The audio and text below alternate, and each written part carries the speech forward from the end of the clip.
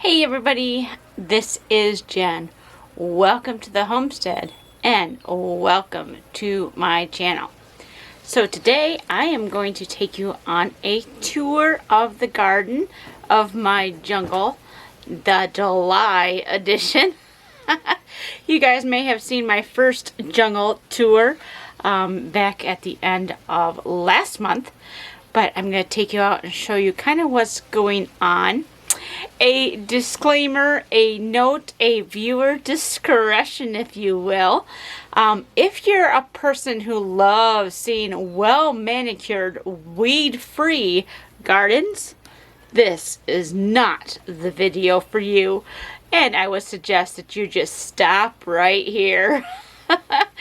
Because my gardens in no way, shape, or form fit that description. But hey, if you don't really care and you like the all-natural look that's going on, well, follow me along right here on Garden Jen's Journey.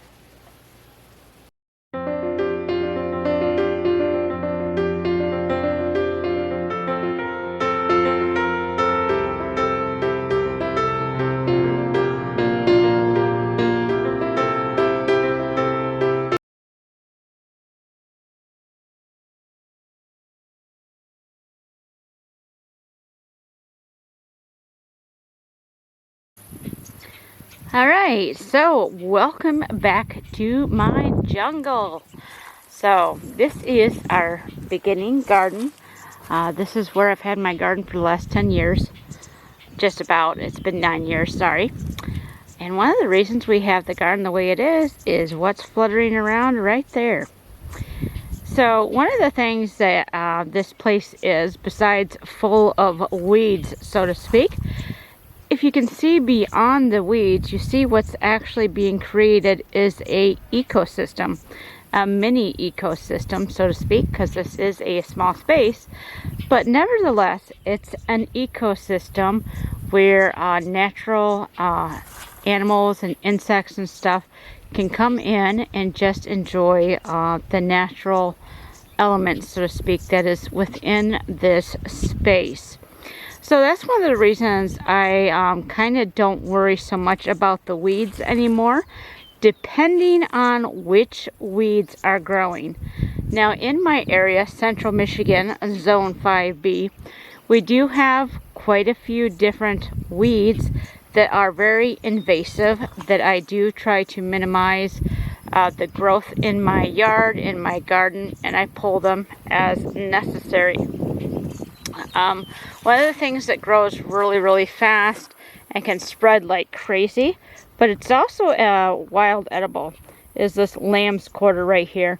You can eat this like spinach. You can eat it as a mixed in with your salad greens and things like that.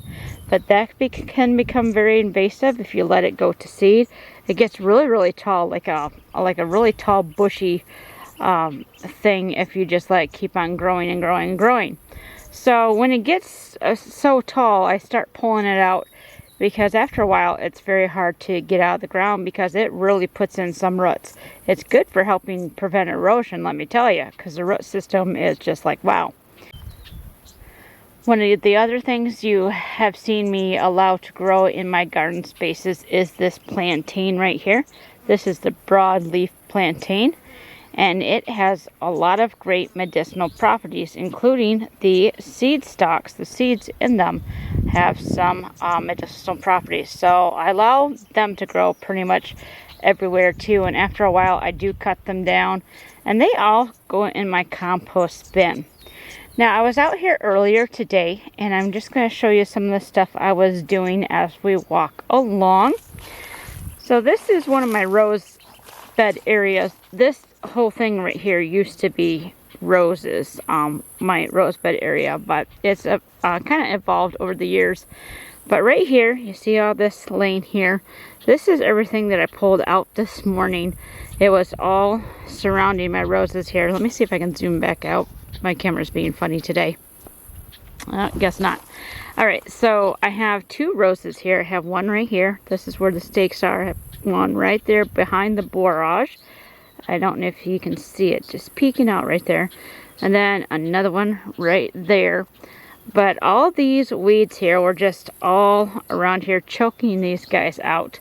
And if you know anything about domesticated roses, they do not like competing for resources. Wild roses, they grow in the wild, so, you know, they deal with whatever. But yeah, I pulled a bunch. This is wild lettuce here, actually, and I'll see if I can show you some more. But wild lettuce grows like crazy in our yard, too. I have lots of stuff that grows here that people call weeds, but those who know their worth are like, oh, cool, you've got this. Yep, I've got it. And we also have, this is elderberry. And elderberry can become invasive after a while too, just because your birds love to eat it. And of course, what comes in, goes in one end, comes out the other. And so they're dropping seeds as they go through and, you know, do their business.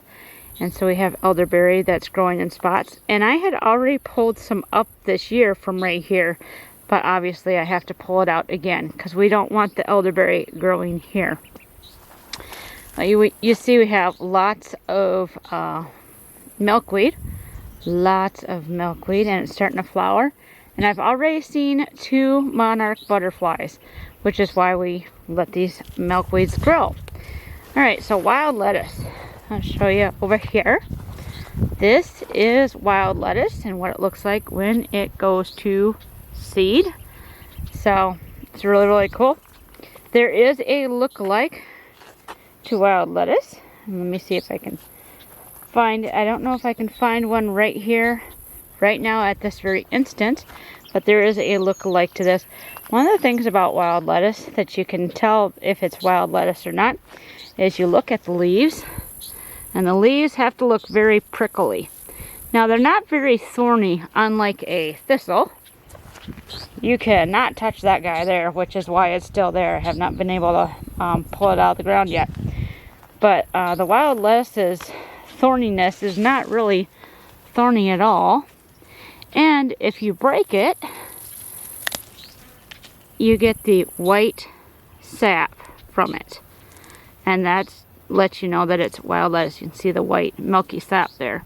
So that is wild lettuce, and you can eat that. And it's a very good green to have. But yeah, I'll eventually pull all these out too. You see all the young wild lettuce. I actually have a rose in here too. That's not supposed to be there, but it is. But that's all wild lettuce right there. So yeah. And then of course this is my other rose bed that I've been trying to get cleaned up. And it has less weeds in it because it's got a thick layer of mulch. So there's a plug for you guys. If you don't want to deal with this massive amount of weeds, make sure you cover your ground with a thick layer of mulch. I mean, I do have some weeds, but it's not that. So this here was another weed that we had growing. It's been growing here for several years. And we tried killing it for several years. And eventually we just said, you know what? We're going to let it go because when I picture identified it, this is actually a mountain ash tree. So a lot of our ashes were killed off because of the ash beetle borer thing. I can't remember what it's called. Emerald ash borer. Yes, there we go. And so it's like, you know what? We have an ash tree growing, even though this is a different variety. And it did not want to die. So we just let it grow. Then we let this guy grow. My husband says that this is a primrose. I have not seen it flower yet. It just keeps growing and putting out more and more foliage. But this is supposed to be a wild primrose according to our plant identification app. But I think it's just a weed that grows like this. I don't know. But we've left it here. But like I said, the birds and bees and bumblebees and everything like the ecosystem that is going on here.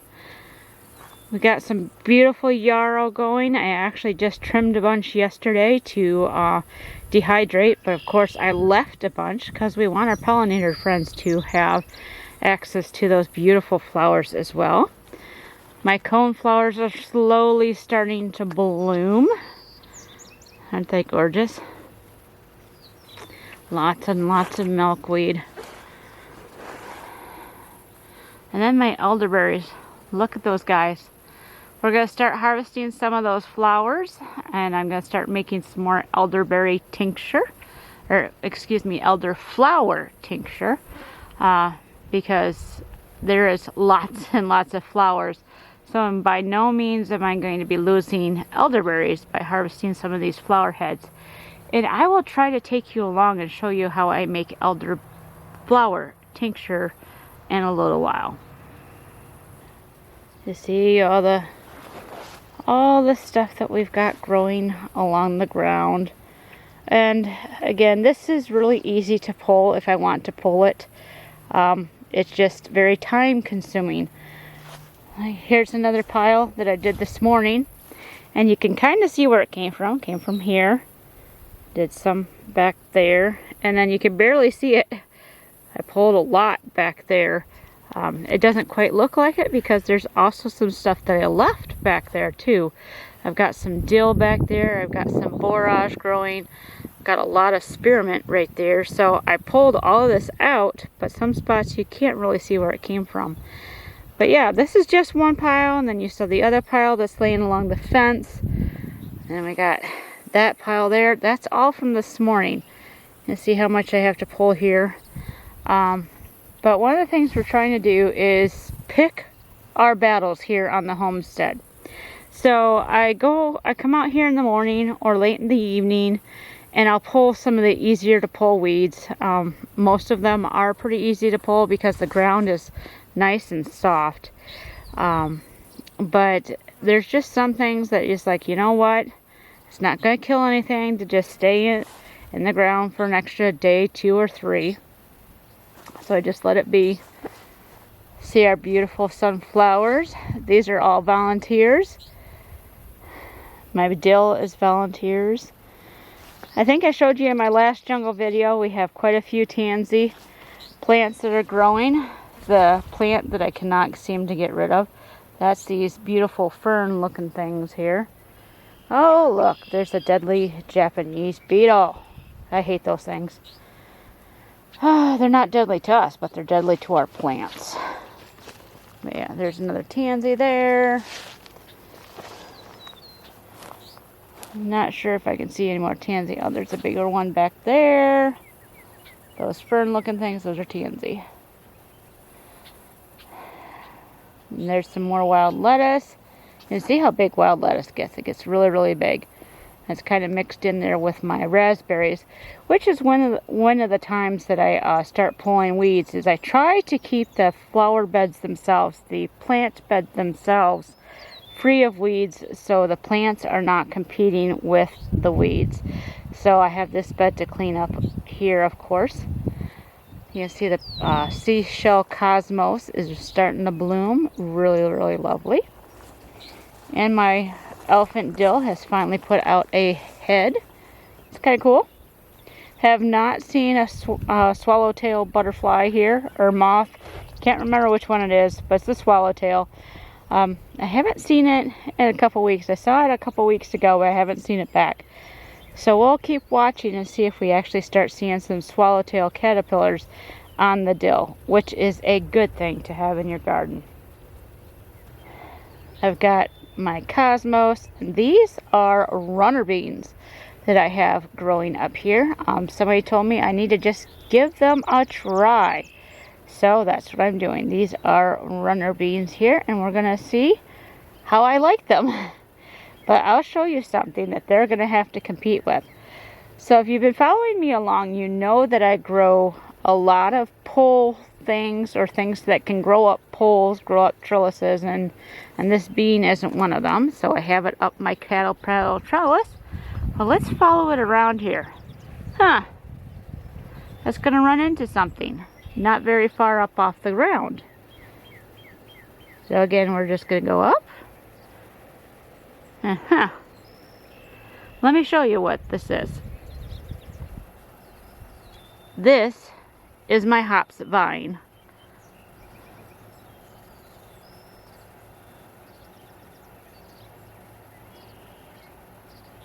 this is how ferocious, if you will, a hops vine, a hops plant can be. This thing is 3 years old. And how about that? I have a thunderstorm near the area. That's funny. So anyways, yeah, this hops vine is 3 years old. Or the plant, I should say. The root system of this plant is 3 years old. And you could see, well, maybe not, but let me know in the comments if you can, that it is actually causing the cattle panel that it's on to start bowing. I don't know if you can see that right here. And you know how strong cattle panels are. It should look like this. But it looks like this. But this thing is huge. You can see how thick and full it is. It's providing wonderful shade for my lettuce underneath. All this lettuce is going to get pulled because it's actually bolting and getting bitter because it's so hot out now. But yeah, look at these leaves on them. They're about as big as my hand if I were to put my hand on one. And they just grow and grow and grow and grow. So I'm hoping to have an excellent hops harvest this year, which we use for our medicinal purposes. We do not use it to make alcohol.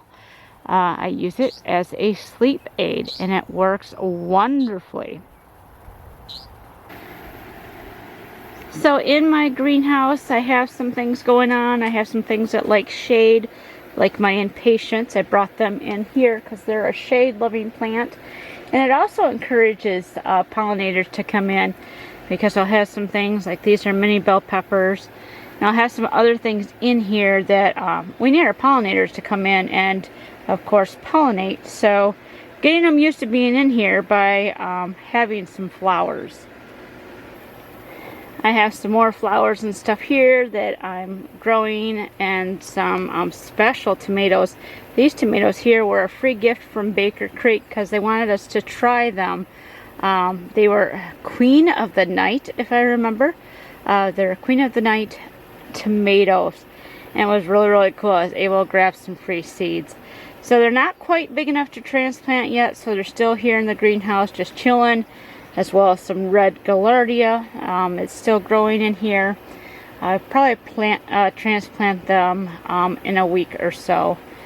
And then I just also planted zinnias in here to get them going, so I could transplant them probably, first part of August, maybe second week of August.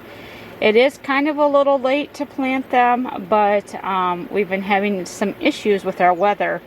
And so we're just replanting things we have lost to get them going again. I have some wonderful skullcap growing. I've been babying this guy because it's been taking a while to get it going. But this is skullcap. It's a wonderful medicinal herb to have. It is part of the mint family. So I'm actually going to put this in a pot later on, one of our very large pots, and keep an eye on it because I don't want it spreading everywhere. But this is a great herb to have on homestead. One of the things I wanted to show you guys is something that I learned from I don't know if it was another YouTuber or TikToker or Instagrammer. I don't remember. I did not write the source down, so bear with me here. We're all learning. But one of the things that they had said about companion planting that I learned was to plant borage next to your squash plants, and it will keep away the squash beetle and the squash vine borer. So this is a birdhouse gourd, and you can see how beautiful it's growing now that we've had rain. We went almost a month and a half to 2 months without rain, and then all of a sudden we've gotten about 4 inches of the rain in the last 2 weeks. So yeah, so things are really starting to grow. But I want you to show you this. So this is my borage, and I've planted a couple. And I've done this with every single squash plant on the property. I planted the borage. And so far, it seems to be working. There is no squash beetles here and no squash vine borers that I've seen around these plants at all. Let's take a look at another one here. Here's a younger one. So again, we're just looking. There's the borage right here. It's not as big, but you can see these plants, the squash plants, are very, very healthy.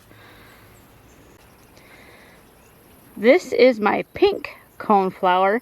I separated it from the regular purple because I wanted to see the difference. Because the pink, when I had it next to the purple, it looked a lot like purple. So I just put it over here, kind of just to see what it looks like on its own, and to give the bees and something else to have fun with. And then of course I have my grapevines. I have one that made it through the spring frost freeze thing that we had, that I planted this year. Only one of them made it, so kind of sad about that, but it is what it is. At least we have one. But this one here is, I planted it last year, and it's doing very, very well. This is one of the only things I planted in this garden on its sabbatical rest, because I knew it would be fine as far as we weren't going to harvest anything from it, and it was a gift. So it's the only thing I actually planted in the ground last year was the grapevine. And I almost lost it this spring again because of the freeze that we had so late after everything was growing. It was almost this tall when we had a freeze come through. Well, you can see it's doing pretty good. And then in here with my elderberries, we have the other grapevines. The grapevines were growing here first.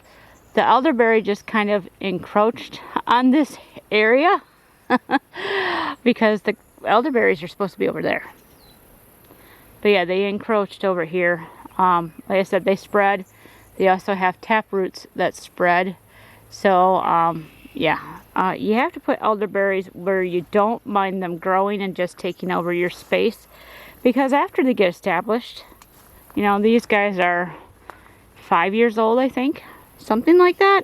I don't know, I'd have to go back and see my videos, but after they get established and they're happy, they do start spreading, because they're like, hey, this is a good place to live, let's make more of ourselves. But yeah, you can see how tall these guys get, because people have asked me, how tall do they get? And I say, oh, it's like growing a lilac bush. You know, people think they're just going to be these cute little dwarf-sized bushes. And I'm like, no. Think of a lilac bush and how big those get. Right now, if I were to say anything about the height of this, that's going to be at least 9 foot tall, right? This branch right here. It's at least 9 foot tall. So yeah, these guys get huge. Huge, huge, huge. Alright, so we're on the back side of my greenhouse where the old chicken coop used to be. And you can see again how massive the hops vine just is everywhere. It's actually even growing into my greenhouse again this year. It goes right through the plastic there and underneath, and so it's actually growing into my greenhouse again. But yeah, we'll probably trim that a little bit. Excuse me if the camera moves. I actually have horseflies out biting me right now because we do have a storm to the north. This is my Georgia Belle peach tree. It's doing all right considering the kind of weather we've had. Volunteer sunflower. This is my other peach tree. Let's see which one it is. I cannot remember. I had to replace one of my peach trees because it died. This is the contender tree. Just look how gorgeous that is. Isn't she wonderful? And of course she's nice and green and healthy because this area that they're now planted in has been my chicken run for the last 6 years. So this is very, very fertile ground. So it's really happy here.